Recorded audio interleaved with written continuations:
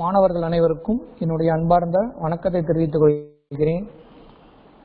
இந்த வகுப்புல நம்ம என்ன டாபிக் பத்தி பார்க்க போறோம் அப்படின்னா, அடிப்படை இயந்திரவியல் பாடத்தில் இருக்கக்கூடிய மேல்நிலை 2ஆம் ஆண்டுல வெல்டிங் அப்படின்ற முறையை பத்தி தான் நம்ம இந்த வகுப்புல பார்க்க போறோம். இந்த வெல்டிங் என்பது தொழிற்சாலைகள்ல எதற்காக பயன்படுத்தப்படுகின்றது, அதே நேரத்தில் இந்த வெல்டிங்கை பயன்படுத்தி என்னென்னலாம் நம்ம தொழிற்சாலைகளை நம்ம பணிப்பொருளை செய்யலாம், அதே நேரத்தில் என்னென்ன டைப் ஆஃப் வெல்டிங்லாம் இருக்கு அப்படின்றத நம்ம இந்த வகுப்புல தெரிஞ்சுக்க போறோம். ஃபர்ஸ்ட் இந்த வெல்டிங் பத்தின அறிமுகம், அதாவது இன்ட்ரோடக்ஷன் என்ன அப்படின்றத நம்ம பார்க்கலாம். எதற்காக தொழிற்சாலைகள்ல இந்த வெல்டிங் அப்படின்ற ஒரு செய்முறையை பயன்படுத்துறாங்க அப்படின்னா, இப்போ ஒரே மாதிரியாக இருக்கக்கூடிய உலோகங்கள் இருக்கும், சரிங்களா. இப்போ இயந்திர பாகங்கள் எடுத்துக்கிட்டீங்க அப்படின்னா எண்ணற்ற பாகங்கள் சேர்ந்ததுதான் ஒரு இயந்திரம் அப்படின்னு படிச்சிருக்கோம். அப்படி அந்த இயந்திர பாகங்கள்ல பல்வேறு பாகங்கள் பாத்தீங்கன்னா பல்வேறு வகையான உலோகங்களை பயன்படுத்தி தயாரிக்கப்பட்டிருக்கும். அதுல இரண்டும் ஒரே மாதிரி இருக்கக்கூடிய உலோகங்களை அழுத்தம் கொடுக்காமல், அழுத்தம் அப்படின்னா வேணா பிரஷர், சரிங்களா. அப்படி பிரஷர் பாத்தீங்க அப்படின்னா வெப்பப்படுத்தி அந்த இணைக்கும் முறைக்கு தான் நம்ம என்ன சொல்றோம் அப்படின்னா வெல்டிங் அப்படின்றோம். உதாரணத்துக்கு 2 உலோகத்தை எடுத்துக்கிறோம். அந்த 2 உலோகத்தை என்ன செய்யறோம் அப்படின்னா ரெண்டையும் ஒட்டி வச்சு அதை என்ன செய்யறோம் அப்படின்னா வெப்பப்படுத்துறோம்.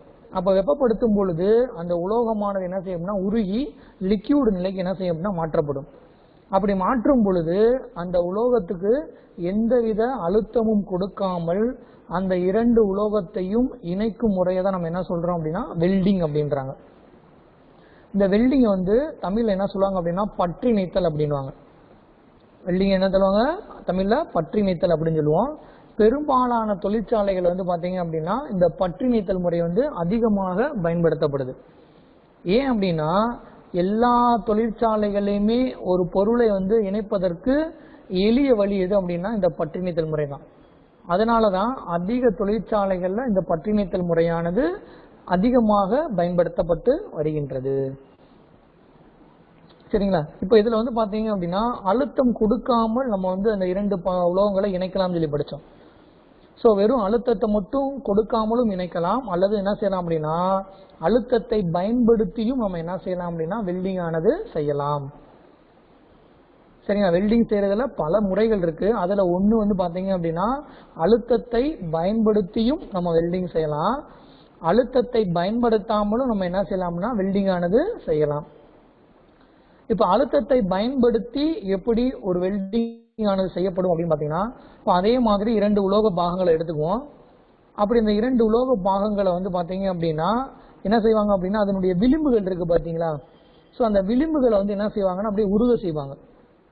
அப்படி உருக செய்யும் பொழுது என்ன செய்வாங்கன்னா அது அந்த விளிம்புகளானது பிளாஸ்டிக் நிலைக்கு என்ன செய்வாங்க அப்படின்னா கொண்டு வருவாங்க வெப்பப்படுத்தி. அப்படி கொண்டு வந்தோன்னு என்ன செய்யலாம் அப்படின்னா அந்த பொருளை என்ன செஞ்சுக்கலாம் அப்படியே ஒன்றோடு ஒன்று இணைத்தும் நம்ம என்ன செஞ்சுக்கலாம் அப்படின்னா வெல்டிங் ஆனது செய்யலாம், சரிங்களா. இன்னொன்று பாத்தீங்கன்னா வெல்டிங் செய்யும் பொழுது நம்ம நிரப்பு உலோகங்கள் அப்படின்றது, நிரப்பு உலோகங்கள் அப்படின்னா நம்ம என்ன சொல்லுவோம்னா எலக்ட்ராட் அப்படின்னுவோம். இந்த வெல்டிங்ல நிரப்பு உலோகங்கள் அப்படின்றது என்னன்னா முக்கியமானது எலக்ட்ராட். இந்த நிரப்பு உலோகங்களை பயன்படுத்தியும் நம்ம என்ன செய்யலாம் அப்படின்னா வெல்டிங் ஆனது செய்யலாம், அல்லது இந்த நிரப்பு உலோகங்களை பயன்படுத்தாமலும் நம்ம என்ன செய்யலாம் அப்படின்னா வெல்டிங் ஆனது செய்யலாம், சரிங்களா. அப்படி வெல்டிங் செய்து என்ன செய்யணும்னா அந்த உலோகங்கள்ல அந்த இணைக்கக்கூடிய அந்த முறை பாத்தீங்க அப்படின்னா நிரந்தரமாக இணைக்கும் முறை. இந்த வெல்டிங்கை பயன்படுத்தி அந்த 2 உலோக பொருட்களையோ அல்லது 2 பாகங்களையோ இணைக்கக்கூடிய முறை என்ன பாத்தீங்க அப்படின்னா நிரந்தர இணைப்பு முறை அப்படின்றாங்க, சரிங்களா. இந்த வெல்டிங்கை பயன்படுத்தி 2 பொருட்கள் நம்ம இணைச்சிட்டோம் அப்படின்னா அதை என்ன செய்ய முடியாது, அடுத்து பிரிக்க முடியாது. சப்போஸ் அதை பிரிக்கணும்னு நினைச்சாலுமே அந்த பொருளை என்ன செய்யாதுன்னா முழுமையாக என்ன செய்ய முடியாது, பிரிக்க முடியாது. அதை 2ஐயும் உடைச்சுதான் நம்ம என்ன செய்ய முடியும் அப்படின்னா பிரிக்க முடியும். அதனாலதான் இதை என்ன சொல்றாங்க அப்படின்னா நிரந்தர இணைப்பு முறை அப்படின்றாங்க, இது இந்த வெல்டிங், சரி. அப்படி நிரந்தர இணைப்பு முறை என்று சொல்லக்கூடிய இந்த வெல்டிங் அப்படின்றது எந்தெந்த இடங்கள்ல எல்லாம் இந்த வெல்டிங்கை பயன்படுத்துறாங்க அப்படின்னா மோட்டார் வாகனங்கள் தயாரிக்கக்கூடிய தொழிற்சாலைகளை பயன்படுத்துவாங்க அதிக அளவு.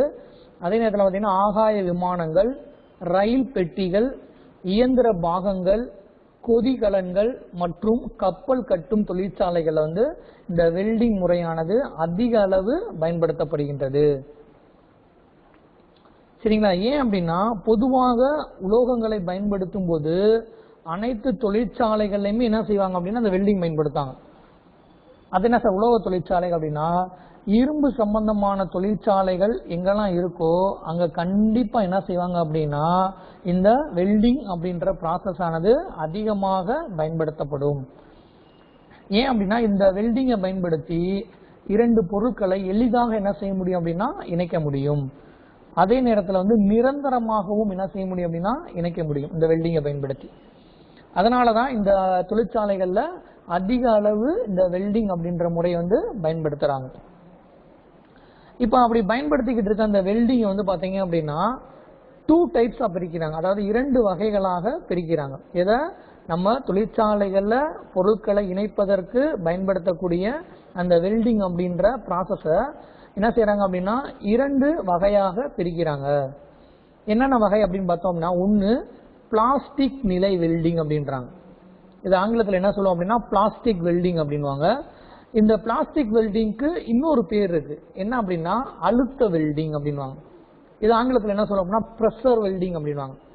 பிளாஸ்டிக் வெல்டிங்க்கு இன்னொரு பேர் என்ன அப்படின்னா பிரஷர் வெல்டிங். சரிங்களா? தமிழ்ல சொல்லணும் அப்படின்னா என்னது அழுத்த வெல்டிங் அப்படின்னு பேர். இப்ப இரண்டாவது வகை என்ன அப்படின்னா உருகிய நிலை வெல்டிங் அப்படின்னு பேர்.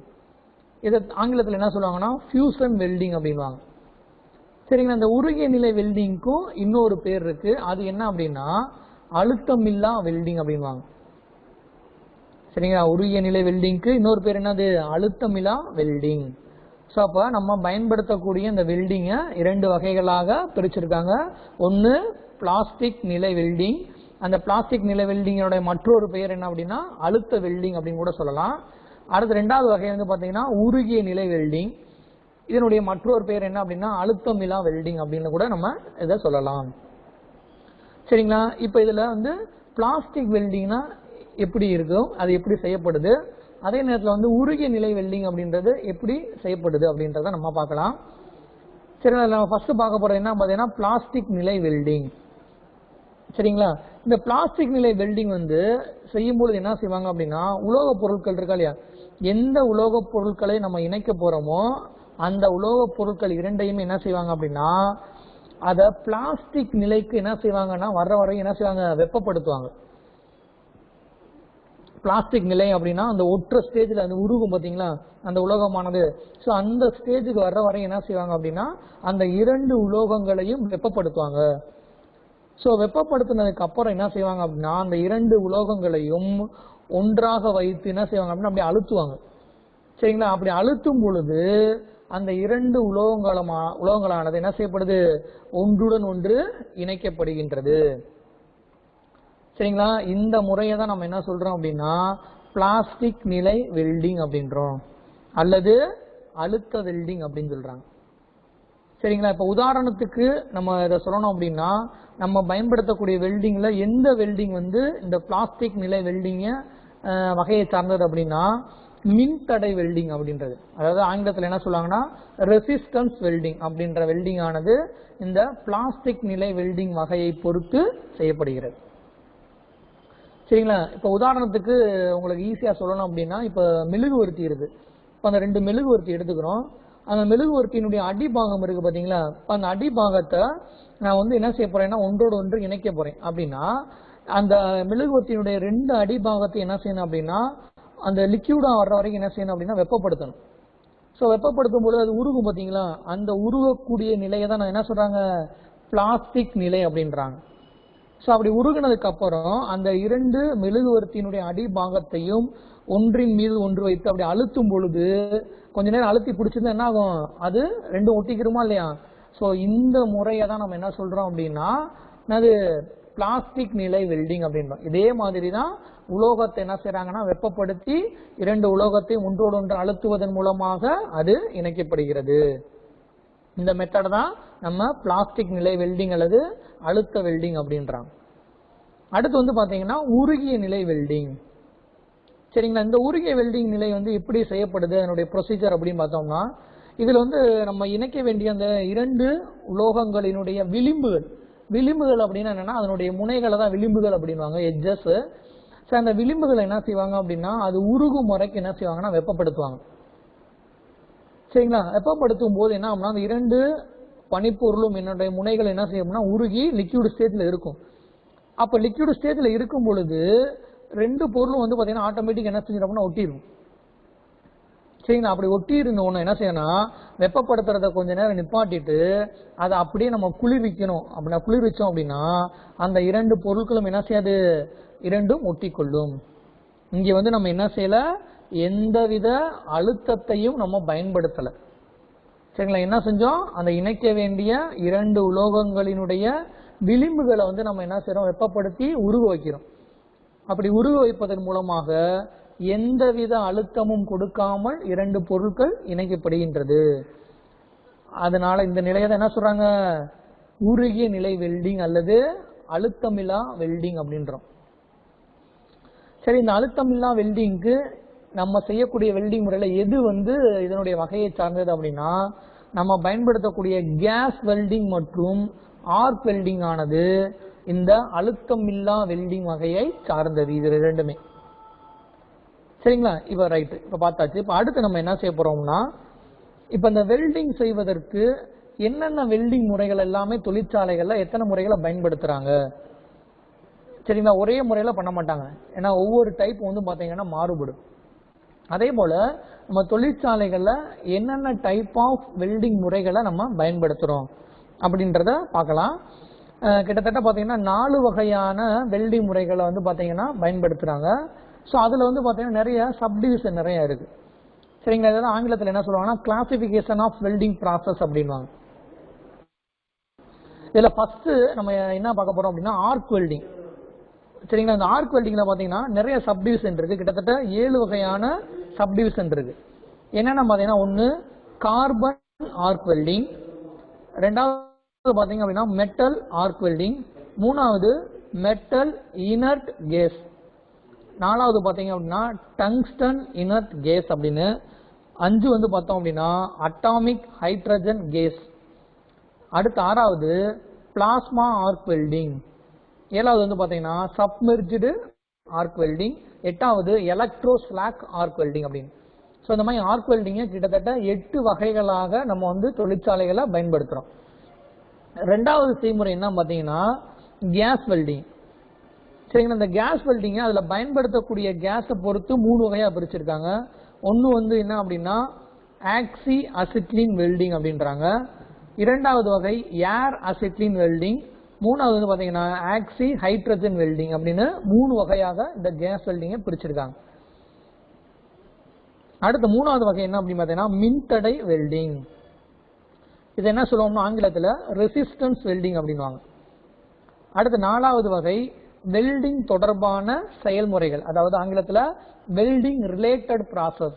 இந்த வெல்டிங் மாதிரியே இருக்கக்கூடிய வேறு செய்முறைகள் என்னென்ன இருக்கு அப்படின்னா ஆக்சி அசிட்லின் கட்டிங், இதுவும் வந்து பாத்தீங்கன்னா வெல்டிங் மாதிரியே தான் இருக்கும். அடுத்து வந்து பாத்தீங்கன்னா ஆர்க் கட்டிங், அடுத்து 3வது ஹாட் பேசிங், அடுத்து 4வது வந்து பாத்தீங்கன்னா பிரேசிங், 5 வந்து பாத்தீங்கன்னா சால்டரிங். இந்த 5 முறையுமே வெல்டிங் வந்து சார்ந்ததாக இருக்கும். அதாவது வெல்டிங் மாதிரியே இருக்கும், ஆனா என்னது வெல்டிங் கிடையாது. ஸோ அந்த ப்ராசஸ் அதனால என்ன கொடுத்துருக்காங்க, வெல்டிங் ரிலேட்டட் ப்ராசஸஸ் அப்படின்றாங்க. சரிங்களா? வெல்டிங் மாதிரியே செய்யக்கூடிய வேலைகள் இது வந்து 5ம். இப்போ இதுல வந்து நம்ம ஃபர்ஸ்ட் என்ன பார்க்க போறோம் அப்படின்னா ஆர்க் வெல்டிங் வந்து எப்படி நடைபெறுது அப்படின்றத பார்க்கலாம். சரிங்களா? இந்த ஆர்க் வெல்டிங் வந்து எப்படி வந்து நம்ம பயன்படுத்தணும் அப்படின்றத இங்க ஒரு படத்து மூலமா கொடுத்துருக்காங்க. ஸோ அந்த கீழே இருக்கக்கூடிய இந்த ஹேச்சிங் மை பண்ணியிருக்காங்களா, இதுக்கு பேர் தான் வந்து பாத்தீங்கன்னா பனிப்பொருள். சரிங்களா? அதுல நடுவில் இங்க இருக்கக்கூடிய இந்த ஒரு நீல கம்பு மாதிரி இருக்கு பாத்தீங்களா, இதுக்கு பேர் தான் வந்து பாத்தீங்கன்னா எலக்ட்ராட் அப்படின்னு பேர். இந்த எலக்ட்ராடுக்கு மேல வந்து பாத்தீங்கன்னா ஒரு சின்ன கோடு போட்டிருக்காங்க 2 சைட்லயுமே, இதுக்கு பேர் தான் என்னன்னா ஃபிளக்ஸ் பூச்சு அப்படின்னு பேரு. ஆங்கிலத்தில் என்ன சொல்லணும்னா ஃபிளக்ஸ் கோட்டிங் அப்படின்வாங்க. இதை வந்து அதை நம்ம வெப்பப்படுத்துவதனால ஏற்படக்கூடிய அந்த கேசியல் சீடு, அது கேசியஸ் சீல்டு அப்படின்னு அர்த்தம். இதுல நடுவில் இருக்கிறது வந்து என்னது ஆர்க் ஸ்ட்ரீம், அதை வெப்பப்படுத்துவதனால ஏற்படக்கூடிய அந்த ஆர்க் இருக்கிற வெப்பம், அதான் நம்ம என்ன சொல்றோம்னா ஆர்க் ஸ்ட்ரீம் அப்படின்றோம். சரிங்களா? இப்ப இது வந்து எப்படி வந்து பயன்படுத்தி ஆர்க் வெல்டிங் ஆனது செய்யப்படுது அப்படின்றத நம்ம விளக்கமா பார்க்கலாம். இந்த ஆர்க் வெல்டிங்ல வந்து பாத்தீங்க அப்படின்னா ஒரே மாதிரியாக இருக்கக்கூடிய 2 உலோகங்களை என்ன செய்வாங்க அப்படின்னா எடுத்துக்குவாங்க. எடுத்துக்கிட்டு அந்த உலோகங்களினுடைய முனைகள் இருக்கு பாருங்க, அதாவது எட்ஜ், அந்த முனைகளை என்ன செய்வாங்க அப்படின்னா ஆர்க் மூலமாக என்ன செய்வாங்கன்னா உருக வைப்பாங்க. சரிங்களா? ஆர்க் அப்படின்னா ஒரு வெப்பம், அந்த வெப்பத்தை ஏற்படுத்தி என்ன செய்வாங்கன்னா அதனுடைய முனைகளை எல்லாத்தையும் என்ன செய்வாங்க அப்படின்னா உருக வைப்பாங்க. சரிங்களா? அப்படி உருக வைத்து அந்த 2 உலோகங்களையும் இணைக்கும் முறையை தான் நம்ம என்ன சொல்றோம் அப்படின்னா ஆர்க் வெல்டிங் அப்படின்றோம். சரிங்களா? அப்ப அந்த வெப்பப்படுத்துறாங்க பாருங்க, அந்த வெப்பப்படுத்துவதற்கு சரிங்களா அந்த வெப்ப ஆற்றல் எப்படி வந்து இந்த ஆர்க் வெல்டிங் கிடைக்குது அப்படின்னா நம்ம இதுக்கு என்ன செய்வோம்னா மின் ஆற்றல் கொடுப்போம். இந்த ஆர்க் வெல்டிங்ல மின் ஆற்றலானது வெப்ப ஆற்றலாக மாற்றப்படுகிறது. சரிங்களா? நம்ம இதுக்கு வந்து என்ன செய்வோம் அப்படின்னா கரண்ட் கொடுப்போம். ஸோ அந்த கரண்ட் அப்படின்னா மின் ஆற்றல் அப்படின்னு பேரு.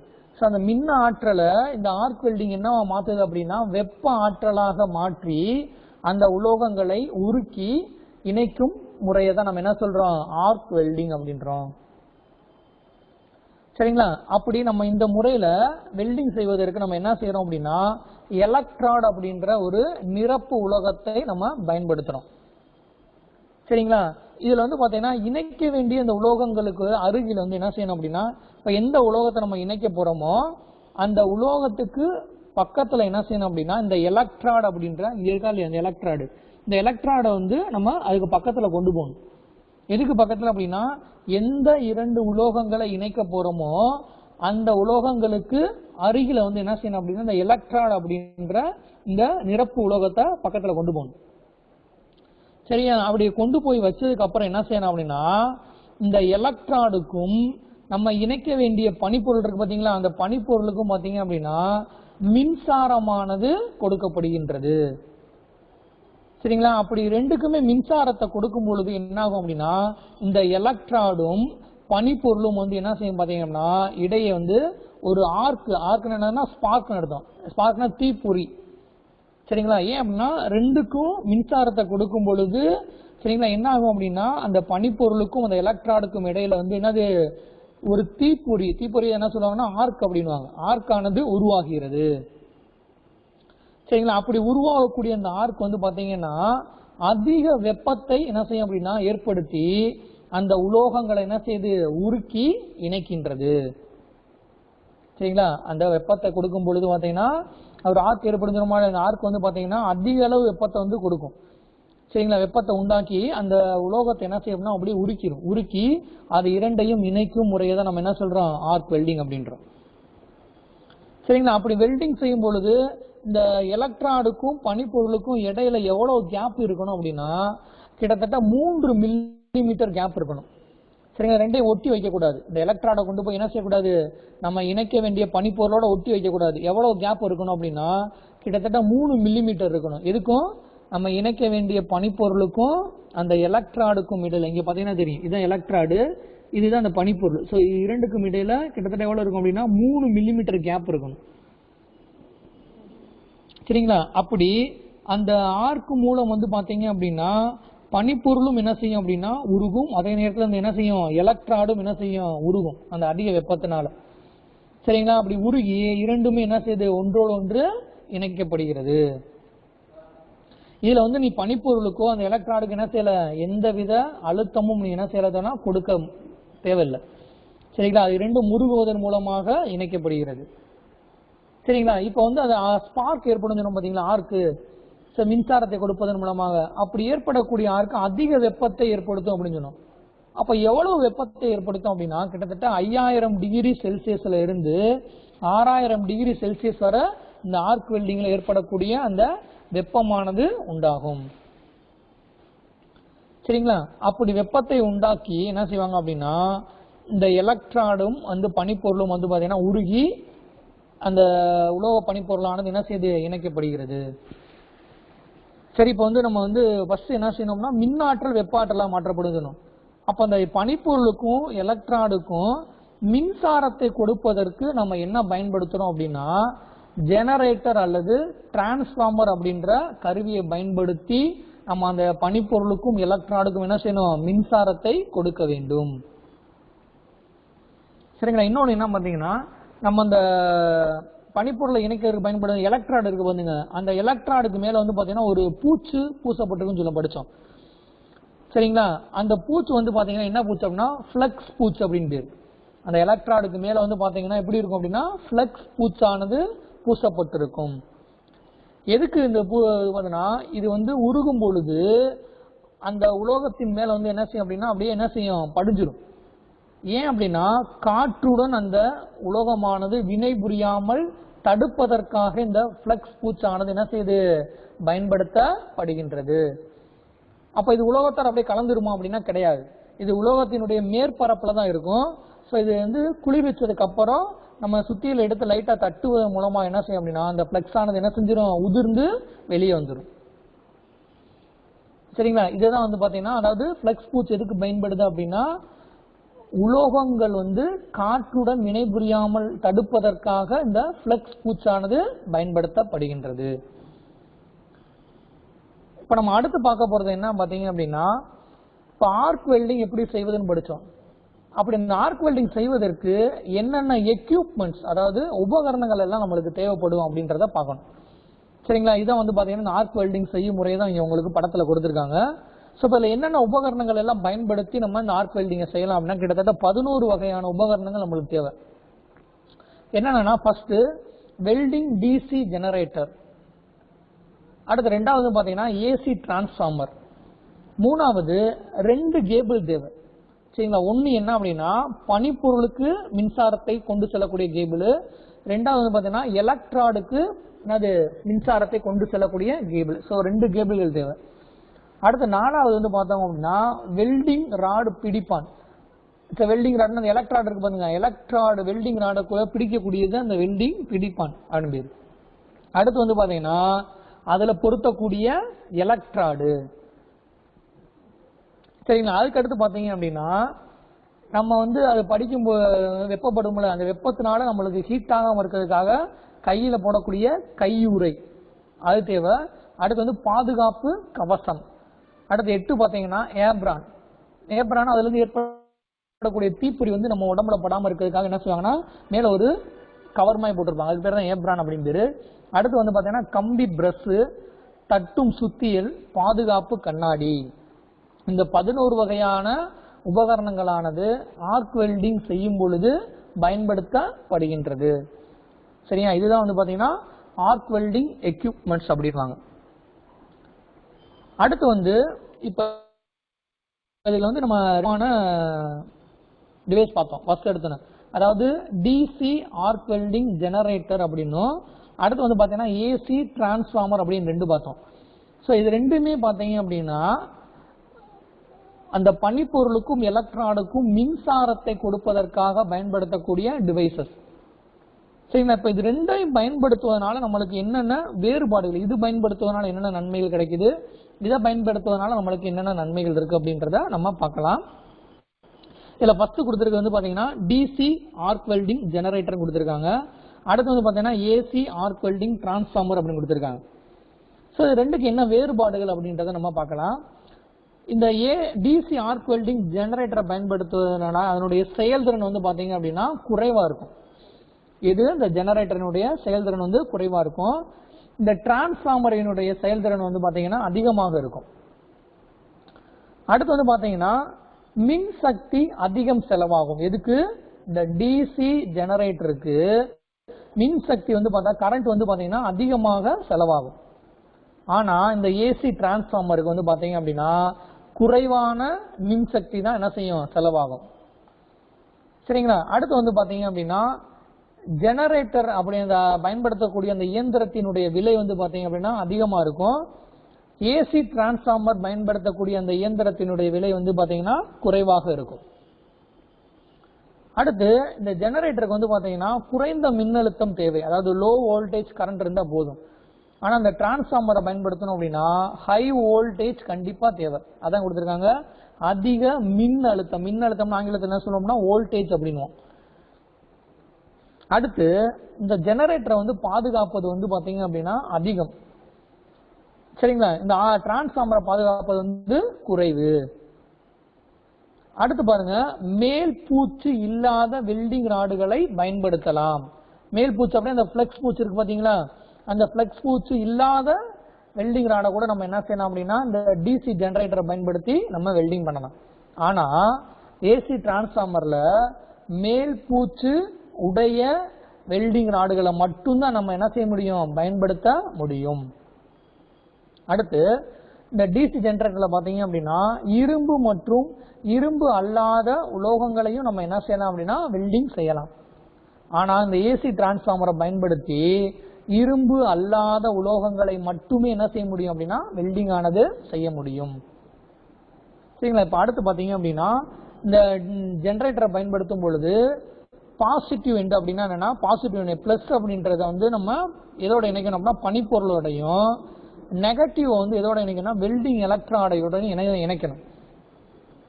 ஆனா இந்த ஏசி டிரான்ஸ்ஃபார்மர்ல வந்து பாத்தீங்கன்னா அப்படி தேவை கிடையாது. நீ எந்த திசையில வேணாலும் நம்ம என்ன செஞ்சுக்கலாம்னா அந்த மின் இணைப்பை மாற்றி மாற்றி கொடுத்துக்கலாம். ஸோ இது ஒரு இது. அடுத்து வந்து பாத்தீங்கன்னா இந்த டிசி ஜெனரேட்டரை பயன்படுத்துவதனால சத்தம் வந்து பாத்தீங்கன்னா அதிகமாக இருக்கும்.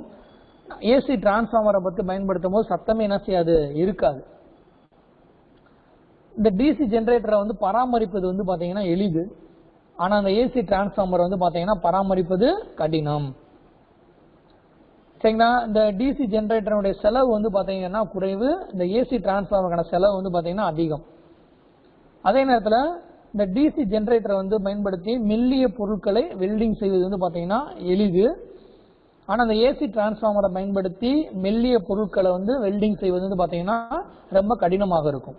இதுதான் டிசி ஆர்க் வெல்டிங் ஜெனரேட்டருக்கும் ஏசி ஆர்க் வெல்டிங் டிரான்ஸ்ஃபார்மருக்கும் இருக்கக்கூடிய வேறுபாடுகள். இது வந்து ஒரு முக்கியமான 10 மதிப்பெண் வினா. சரிங்களா? அதனால நல்லா படிச்சுக்கோங்க. இப்ப நம்ம அடுத்து பார்க்க போறது என்ன அப்படின்னா வெல்டிங் எலக்ட்ராடுகளை குறிப்பிடுதல், அதாவது ஸ்பெசிபிகேஷன் ஆஃப் எலக்ட்ரோடு. அதாவது நம்ம ஒரு எலக்ட்ராடை வந்து நம்ம கடையில போய் வாங்க போறோம் அப்படின்னா அதை நம்ம எப்படி சொல்லி வாங்குறது, அதாவது என்ன ஸ்பெசிபிகேஷனை சொல்லணும், எப்படி குறிப்பிடணும் எலக்ட்ராடை அப்படின்றத நம்ம பார்க்க போறோம். ஸோ கீழே பார்த்தீங்க அப்படின்னா எலக்ட்ராடு இது இப்படிதான் இருக்கும். அதாவது பார்க்கறதுக்கு வந்து நம்ம என்ன செய்வாங்கன்னா நம்ம தீபாவளிக்கு யூஸ் பண்ணக்கூடிய இந்த கம்பி மத்தாப்பு இருக்கு பார்த்தீங்களா, ஸோ அந்த கம்பி மத்தாப்பு போலவே தான் இருக்கும் இந்த எலக்ட்ராடு. சரிங்களா? பார்த்தீங்கன்னாலே தெரியும். சரிங்களா? இப்போ இந்த எலக்ட்ராடை வந்து நம்ம வந்து எப்படி அதனுடைய அளவுகளானது குறிப்பிடப்படுகிறது அப்படின்னா நம்ம பயன்படுத்தக்கூடிய அந்த எலக்ட்ராடுகளினுடைய சுற்றளவு மற்றும் அதனுடைய அதிகபட்ச நீளம், ஸோ அந்த இரண்டையும் வைத்து தான் எலக்ட்ராடுகளினுடைய அளவானது குறிப்பிடப்படுகிறது. சரிங்களா? டயாமீட்டர் அப்படின்னா சுற்றளவுன்னா அந்த நம்ம பயன்படுத்தக்கூடிய இந்த எலக்ட்ராடு இருக்கா அந்த இதனுடைய டயாமீட்டர் தான் சுற்றளவு அப்படின்றோம். அதே மாதிரி இந்த முனையிலிருந்து இந்த முனை வரை இருக்கக்கூடிய நீளம் எவ்வளவு, இந்த இரண்டு அளவுகளை வைத்து தான் எலக்ட்ராடானது என்ன செய்து குறிக்கப்படுகிறது. சரி, எவ்வளவு அளவுல இருக்கக்கூடிய எலக்ட்ராடுகள் வந்து தொழிற்சாலைகள்ல பயன்படுத்தப்படுது அப்படின்னா சுற்றளவு வந்து கிட்டத்தட்ட 12 மில்லிமீட்டர் சுற்றளவு வரை இருக்கக்கூடிய எலக்ட்ராடுகள் பயன்படுத்துறாங்க. அதே நேரத்தில் வந்து பாத்தீங்கன்னா நீளம் வந்து 450 மில்லிமீட்டர் வரை இருக்கக்கூடிய எலக்ட்ராடுகளை வந்து நம்ம தொழிற்சாலைகளை வந்து பயன்படுத்திக்கிட்டு இருக்கோம். அப்படி நம்ம சரி இதெல்லாம் ஒரு பக்கம் இருக்கட்டும். இப்ப கையினால வெல்டிங் செய்ய பயன்படக்கூடிய எலக்ட்ராடுகள் வந்து அதனுடைய சுற்றளவு வந்து பாத்தீங்க அப்படின்னா எதை பொறுத்து தீர்மானிக்கப்படுது அப்படின்னு பாத்தீங்க அப்படின்னா நம்ம பயன்படுத்தக்கூடிய பனிப்பொருளினுடைய தடிமனை பொறுத்து அதிகரிக்கும். சரிங்களா? அதாவது நம்ம என்ன டைப் ஆஃப் பனிப்பொருளை பயன்படுத்துறோமோ அந்த பனிப்பொருளுடைய திக்னஸ் இருக்கு பாருங்க, அந்த திக்னஸை பொறுத்து அந்த எலக்ட்ராடுகளினுடைய சுற்றளவானது என்ன செய்யும்னா அதிகரிக்கும் அப்படின்றாங்க. சரி, இதுவே அதிக மின்சாரத்தை நம்ம வந்து பயன்படுத்தும் போது அந்த எலக்ட்ராடுகளினுடைய அளவு வந்து பாத்தீங்க அப்படின்னா கூடும். சரிங்களா? இப்ப இந்த எலக்ட்ராடுகளுக்கு வந்து நம்ம அதிக மின்சாரத்தை பயன்படுத்தணும் அப்படின்னா அதுக்கு வந்து அந்த எலக்ட்ராடுகளுடைய அளவு வந்து பாத்தீங்கன்னா அதிகமா இருக்கும். அதே நேரத்துல தானியாங்கி முறையில் அப்படின்னா ஆட்டோமேட்டிக்கா நம்ம வெல்டிங் செய்யும் பொழுது அந்த எலக்ட்ராடுகளினுடைய அளவு என்ன செய்யும், அதிகரிக்கும். அதே நேரத்தில் வந்து பாத்தீங்கன்னா தானியாங்கி முறையில் நம்ம வெல்டிங் செய்யும் பொழுது என்ன டைப் ஆஃப் எலக்ட்ராடுகளை பயன்படுத்துறாங்க அப்படின்னா கம்பி சுருள், அதாவது ஸ்பிரிங் போல் இருக்கக்கூடிய எலக்ட்ராடுகளை என்ன செய்யறாங்க அப்படின்னா பயன்படுத்துறாங்க. ஸோ அப்போ ஒவ்வொரு முறையிலையும் நம்ம பயன்படுத்தக்கூடிய அந்த எலக்ட்ராடுகளினுடைய அளவு வந்து பார்த்தீங்க அப்படின்னா நம்ம பயன்படுத்தக்கூடிய முறையை பொறுத்து அதிகரிக்கும் அப்படின்னு கொடுத்துருக்காங்க. சரிங்களா? ரைட். இப்போ நம்ம அடுத்து இப்போ நம்ம எலக்ட்ராடுகளை பற்றி படித்தோம். அப்படி இந்த எலக்ட்ராடுகளில் என்னென்ன வகைகள் இருக்கக்கூடிய எலக்ட்ராடுகளை பயன்படுத்துகிறோம் தொழிற்சாலைகளை, அதாவது ஆர்க் வெல்டிங் செய்ய பயன்படக்கூடிய எலக்ட்ராடுகளை வந்து எத்தனை வகைகளாக பிரிக்கலாம்னா கிட்டத்தட்ட 2 வகைகளாக பிரிக்கலாம். ஒன்று என்ன அப்படின்னா தீர்ந்து விடும் வகை எலக்ட்ரோடுகள், ரெண்டாவது தீராத வகை எலக்ட்ராடுகள் அப்படின்றாங்க. அப்படி இந்த தீர்ந்து விடும் வகை எலக்ட்ராடுகள் வந்து பாத்தீங்கன்னா 3 வகையாக பிரிக்கிறாங்க. என்னென்ன அப்படின்னா ஒன்று மேல் பூச்சு அற்ற எலக்ட்ராடுகள் அப்படின்றாங்க. மேல் பூச்சு அற்ற எலக்ட்ராடுகள்னா அதுக்கு மேல வந்து எந்த வித பூச்சுமே என்ன செய்யாது, இருக்காது. ஸோ அது ஒரு டைப். அடுத்து வந்து பாத்தீங்கன்னா மெல்லிய பூச்சு கொண்ட எலக்ட்ராடுகள் அப்படின்னா அந்த எலக்ட்ராடுகளுக்கு மேல வந்து பாத்தீங்கன்னா லைட்டா வந்து என்ன செஞ்சிருப்பாங்கன்னா அந்த பிளக்ஸ் கோட்டிங் கொடுத்திருப்பாங்க. அதான் மெல்லிய பூச்சு கொண்ட எலக்ட்ராடுகள். இது வந்து 2வது டைப். அடுத்து கனமான பூச்சு கொண்ட எலக்ட்ராடுகள், இது வந்து பாத்தீங்கன்னா 3வது வகை. அடுத்து இந்த தீராத வகை எலக்ட்ராடுகள் வந்து எந்த டைப் ஆஃப் வெல்டிங் செய்வதற்கு பயன்படுத்தப்படுது அப்படின்னா அட்டாமிக் ஹைட்ரஜன் வெல்டிங் மற்றும் டிஐஜி வெல்டிங் செய்யும் பொழுது இந்த தீராத வகை எலக்ட்ராடுகளானது பயன்படுத்தப்படுகின்றது. ஸோ இதெல்லாம் வந்து உங்களுக்கு ஒரு மதிப்பெண் வினாக்களை கேட்கலாம். தீராத வகை எலக்ட்ராடுகள் வந்து எந்த வெல்டிங் செய்யும் முறையில் பயன்படுத்தப்படுதுன்னு கேட்கலாம். ஸோ எந்த முறையில் அப்படின்னா அட்டாமிக் ஹைட்ரஜன் வெல்டிங் முறையிலையும் டிஐஜி வெல்டிங் முறையிலையும் இந்த தீராத வகை எலக்ட்ராடுகளானது பயன்படுத்தப்படுகின்றது. இப்போ நம்ம அடுத்து என்ன பார்க்க போறோம்னா இந்த எலக்ட்ராடுகளை தேர்ந்தெடுத்தல், அதாவது செலக்ஷன் ஆஃப் எலக்ட்ரோடு. அதாவது நம்ம எந்த பனிப்பொருளை நம்ம வெல்டிங் பண்ண போறோமோ அந்த பனிப்பொருளினுடைய உலோகத்துக்கு தகுந்த மாதிரி நம்ம என்ன செய்யணும் அப்படின்னா நம்ம அந்த எலக்ட்ராடுகளை தேர்ந்தெடுக்கணும். சரிங்களா? ஏன்னா பல வகையான உலோகங்கள் வந்து பாத்தீங்கன்னா வெல்டிங் செய்யப்பட பயன்படுகிறது. சரிங்களா? அப்படி செய்யும் பொழுது நம்ம எந்த உலோகத்தை பயன்படுத்தி வெல்டிங் செய்ய போறோமோ அந்த உலோகத்துக்கு எந்த உலோகத்தால் செய்யப்பட்ட எலக்ட்ராடுகளை பயன்படுத்தணும் அப்படின்ற இது இருக்கு, ப்ரொசீஜர் இருக்கு. ஸோ அதை தான் இங்க கொடுத்துருக்காங்க டேப்ல காலத்துல. பனிப்பொருளின் உலோகம், அதே நேரத்தில் வந்து பாத்தீங்கன்னா எலக்ட்ராடின் உலோகம். நம்ம பயன்படுத்தக்கூடிய பனிப்பொருள் வந்து என்ன உலோகம், அதுக்கு எந்த எலக்ட்ராடை வந்து நம்ம பயன்படுத்தணும் அப்படின்னு கொடுத்துருக்காங்க. அதில் ஃபர்ஸ்ட் பார்த்தோம்னா ராட் அயன் கொடுத்துருக்காங்க. ராட் அயன்னா என்ன சொல்லுவோம்னா தமிழ்ல தேன் இரும்பு அப்படின்னும். ஸோ இந்த ராட் அயனால உருவாக்கப்பட்ட பனிப்பொருளை நம்ம வெல்டிங் செய்யும் பொழுது அதுக்கு எந்த வகையான வெல்டிங் ராடை பயன்படுத்தணும் அப்படின்னா லோ கார்பன் ஸ்டீலால் செய்யப்பட்ட எலக்ட்ராடை என்ன செய்யணும் அப்படின்னா பயன்படுத்தி வெல்டிங் செய்யலாம். இதே இது நம்ம பயன்படுத்தக்கூடிய பனிப்பொருள் வந்து மைல்டு ஸ்டீலால் இருந்துச்சு அப்படின்னா அதுக்கு எந்த எலக்ட்ராடை பயன்படுத்தணும் அப்படின்னா மைல்டு ஸ்டீல் அல்லது காப்பர் கோட்டட் ராடு. ஸோ இந்த 2 வகையான உலோகத்தால் செய்யப்பட்ட எலக்ட்ராடுகளை நம்ம என்ன செய்யலாம், பயன்படுத்தலாம். அடுத்து 3வது வந்து பாத்தீங்கன்னா அலாய் ஸ்டீல். அலாய் ஸ்டீல் அப்படின்னா என்னன்னா இதுக்கு வந்து எந்த எலக்ட்ராடினுடைய உலோகத்தை பயன்படுத்துறாங்கன்னா நிக்கல் ஸ்டீலால் செய்யப்பட்ட எலக்ட்ராடுகளை வந்து நம்ம என்ன செய்யலாம்னா பயன்படுத்தலாம். அடுத்து நம்ம பயன்படுத்தக்கூடிய பனிப்பொருள் வந்து கேஸ்ட் அயன், அதாவது வார்ப்பிரும்பா இருந்துச்சு அப்படின்னா அதுக்கு வந்து வார்ப்பிரும்பினால் செய்யப்பட்ட கேஸ்ட் அயன் ராட் அப்படின்ற எலக்ட்ராடுகளை நம்ம பயன்படுத்தலாம். அடுத்து வந்து பாத்தீங்கன்னா அலுமினியம், இணைக்க வேண்டிய பனிப்பொருள் வந்து அலுமினியத்தால இருந்துச்சு அப்படின்னா அதுக்கு வந்து கேஸ்ட் அலுமினியம் அலாய் ராடால செய்யப்பட்ட எலக்ட்ராடுகளை நம்ம பயன்படுத்தலாம். அடுத்து வந்து பாத்தீங்கன்னா carbon steel. So carbon steel வந்து பனிப்பொருளினுடைய உலோகமா இருந்துச்சு அப்படின்னா ஸோ அங்கே எலக்ட்ராடுகளின் உலோகம் என்னவா இருக்கும் அப்படின்னா ஸ்டீல் வயர் வந்து 0.15%, கார்பன் வந்து 0.025%, அதே மாதிரி வந்து பார்த்தீங்கன்னா பாஸ்பரஸ், சல்பர் இது எல்லாம் கலந்த எலக்ட்ராடுகளை நம்ம அங்கே பயன்படுத்தணும். அடுத்து வந்து பார்த்தீங்க அப்படின்னா நம்ம இணைக்கக்கூடிய பனிப்பொருள் வந்து காப்பரா இருந்துச்சு அப்படின்னா அதுக்கு காப்பரால் செய்யப்பட்ட வெல்டிங் எலக்ட்ராடுகளை நம்ம பயன்படுத்தலாம். அதே மாதிரி நம்ம இணைக்க வேண்டிய பனிப்பொருளினுடைய உலோகம் வந்து பிராஸ் அப்படின்னு இருந்துச்சு அப்படின்னா அதுக்கு வந்து என்ன செய்யணும்னா பிராஸால் செய்யப்பட்ட வெல்டிங் எலக்ட்ராடுகளை நம்ம பயன்படுத்தலாம். ஸோ இந்த மாதிரி நம்ம எந்த உலோகங்களை இணைக்கிறோமோ அந்த உலோகத்தினுடைய தன்மைக்கு ஏற்ற மாதிரி நம்ம என்ன செய்யணும் அப்படின்னா எலக்ட்ராடுகளின் உலோகத்தை நம்ம தேர்ந்தெடுக்கணும். ஸோ அதை நம்ம இப்போ பார்த்தாச்சு. அடுத்து நம்ம என்ன பார்க்க போறோம் அப்படின்னா கார்பன் ஆர்க் வெல்டிங். ஆர்க் வெல்டிங்கோட வகைகளில் இருக்கக்கூடிய கார்பன் ஆர்க் வெல்டிங் வகையை தான் நம்ம இப்போ பார்க்க போறோம். சரிங்களா? இதுல வந்து படம் இங்கே கொடுத்துருக்காங்க, எப்படி வந்து கார்பன் ஆர்க் முறையில வெல்டிங் ஆனது எப்படி செய்யப்படுதுன்னு கொடுத்துருக்காங்க. இதுல வந்து பாத்தீங்கன்னா ஃபர்ஸ்ட் கார்பன் எலக்ட்ராடுக்கும் பனிப்பொருளினுடைய உலோகத்திற்கும் இடையே வந்து மின்சாரத்தை வந்து நம்ம செலுத்துறதுனால என்ன ஆர்க் என்ன செய்யுது நம்மளுக்கு கிடைக்கிறது. சரிங்களா?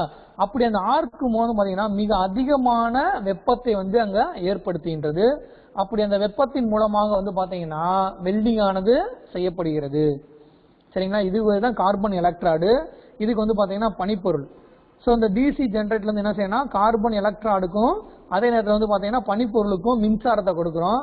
அப்படி கொடுப்பதன் மூலமாக என்ன செய்யணும்னா இது ரெண்டுக்கு முனையில வந்து இடையில என்னது ஆர்க் வந்து உருவாகும். ஆர்க்னா என்னதுன்னா தீப்பொறி. சரிங்களா? அப்படி வந்து ஆர்க் மூலம் வந்து பாத்தீங்கன்னா அதிக வெப்பத்தை ஏற்படுத்தும். வெப்பத்தை ஏற்படுத்துறதுனால என்ன செய்யுது அப்படின்னா இந்த இடத்துல வெல்டிங் ஆனது என்ன செய்யப்படுகிறது.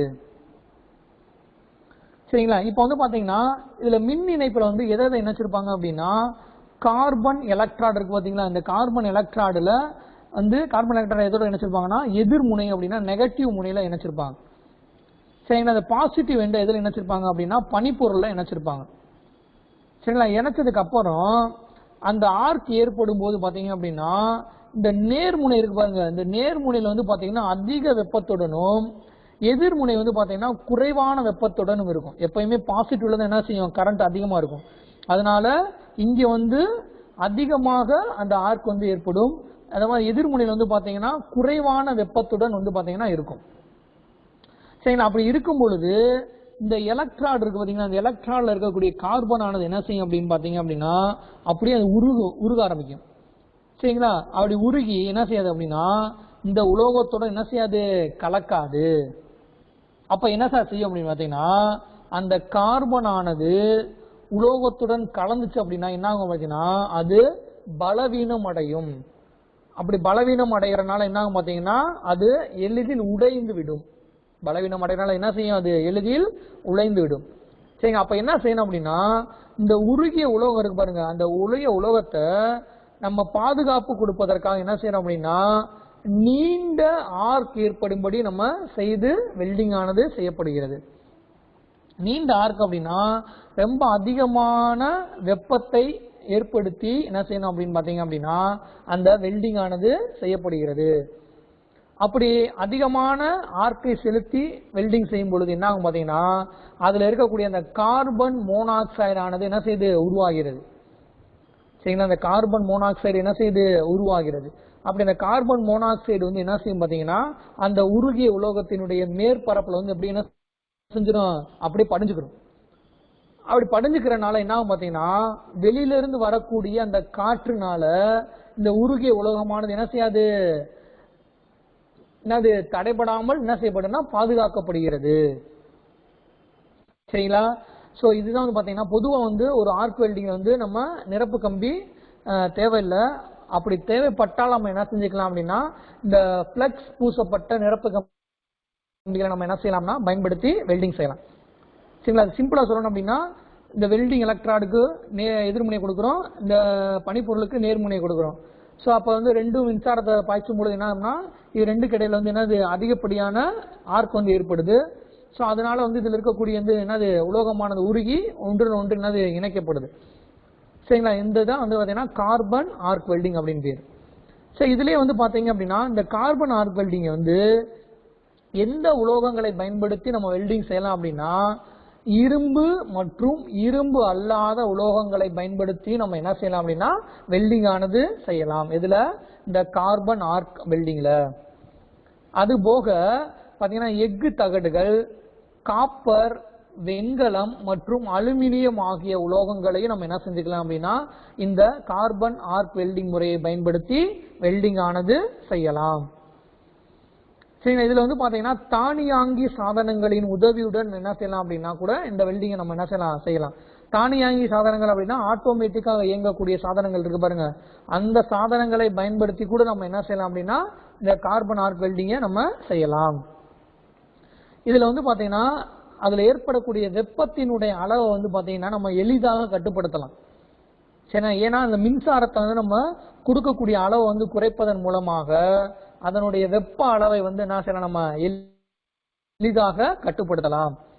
அதே நேரத்தில் இந்த கார்பன் ஆர்க் வெல்டிங் வந்து செய்யப்படுது வந்து பாத்தீங்கன்னா மிகவும் எளிது. சரி, இந்த கார்பன் ஆர்க் வெல்டிங்ல அந்த ஆர்க் பாத்தீங்களா ஏற்படுதுல, அந்த ஆர்க்கை ஏற்படுத்துவது பாத்தீங்கன்னா மிகவும் எளிது. சரிங்களா? அதே நேரத்தில் வந்து பாத்தீங்கன்னா இந்த வெல்டிங்ல காற்று துளைகள் உண்டாகும். அது என்ன சார் காற்று துளைகள் அப்படின்னா, நம்ம வெல்டிங் செய்யும் பொழுது அதுக்குள்ள வந்து என்ன செய்யும் பாத்தீங்கன்னா அந்த ஏர் ஆனது உள்ள போயிடும். சரிங்களா? சோ அதனால வந்து பாத்தீங்கன்னா இந்த வெல்டிங் செய்யும் பொழுது காற்று துளைகள் ஆனது வந்து பாத்தீங்கன்னா உண்டாகும். சரிங்களா? சோ இதோட இன்றைய வகுப்பு முடிவடைகிறது. சோ அதில் நம்ம என்னென்னலாம் பார்த்துருக்கோம் அப்படின்னா, வெல்டிங் அப்படின்னா என்ன, அது என்னோட இன்ட்ரோடக்ஷன் பார்த்தோம். அதே நேரத்தில் வந்து பாத்தீங்கன்னா வெல்டிங் செய்யக்கூடிய முறைகள் என்னென்னலாம் இருக்கு, ஸோ அந்த வெல்டிங்ல என்னென்ன வகைகள் பயன்படுத்துறாங்க. சரிங்களா? அதுக்கப்புறம் அந்த வெல்டிங் செய்யும் முறைகளில் ஆர்க் வெல்டிங் எப்படி செய்யப்படுது. சரிங்களா? அதுல இன்னொன்று கார்பன் ஆர்க் வெல்டிங் எப்படி செய்யப்படுது, இந்த ஆர்க் வெல்டிங் செய்வதற்கு என்னென்ன உபகரணங்கள் எல்லாம் பயன்படுத்துறோம் அப்படின்றத நம்ம இந்த வகுப்புல பார்த்தாச்சு. ஸோ மீதி இருக்கக்கூடியதை நம்ம அடுத்த வகுப்புல பார்க்கலாம்.